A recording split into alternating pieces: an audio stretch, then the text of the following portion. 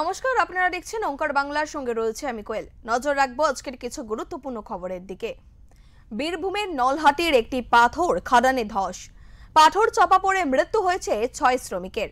ঘটনায় গুরুতর আহত হয়েছেন আরো 4 জন খাদান শ্রমিক। তাদের উদ্ধার করে চিকিৎসার জন্য রামপুরহাট গভর্নমেন্ট মেডিকেল কলেজে ও হাসপাতালে পাঠানো হয়েছে। শুক্রবার দুপুরে ঘটনাটি ঘটেছে বীরভূমের নলহাটি থানার বাহাদুরপুর পাথর খাদানে। প্রত্যক্ষদর্শীরা জানিয়েছেন এদিন দুপুরে খাদান থেকে পাথর তোলার কাজ করছিলেন শ্রমিকরা। সেই সময় হঠাৎই পাথর খাদানের একাংশে ধস নামে। সেই ধসে পাথর চাপা পড়ে যান খাদানের মধ্যে কর্মরত 9 জন শ্রমিক। ধস নামার খবর পেয়ে এলাকার অন্যান্য পাথর খাদানের শ্রমিকেরা ঘটনাস্থলে পৌঁছে উদ্ধার কাজ শুরু করেন। সেখান থেকেই 6 জন শ্রমিকের মৃতদেহ উদ্ধার করা হয়েছে। 4 জন শ্রমিককে গুরুতর আহত অবস্থায় উদ্ধার করে চিকিৎসার জন্য রামপুরহাট গভর্নমেন্ট মেডিকেল কলেজ ও হাসপাতালে পাঠানো হয়েছে।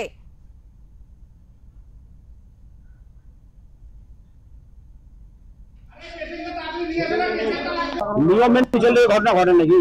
নিয়ম মেনে চলে না। এখনই তো 6 জন না 7 জন স্পটে আরো আছে বলছে খাদানে। আরে বাবা, তলাতে কাজ করছিল, এরা তো কাজ করে, তো শ্রমিক আর উপর থেকে ধস নেমে নিচে পড়ে পড়েছে। উপরের ধস, পাহাড়ের ধস। যদি নিয়ম মেনে খাদান হতো তাহলে উপরে ধস নিতে নামতো না।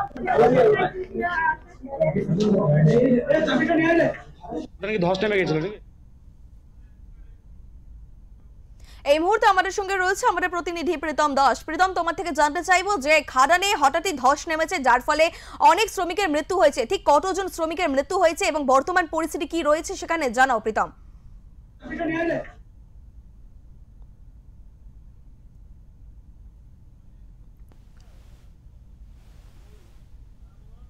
প্রীতম, শুনতে পাচ্ছ? হ্যাঁ কোয়েল। প্রথম তোমার থেকে জানতে চাইবো যে খাদানে হঠাৎই ধস নামে যার ফলে বহু শ্রমিকের মৃত্যু হয়েছে, ঠিক কতজন শ্রমিকের মৃত্যু হয়েছে এবং বর্তমান পরিস্থিতি কি রয়েছে সেখানে জানাও।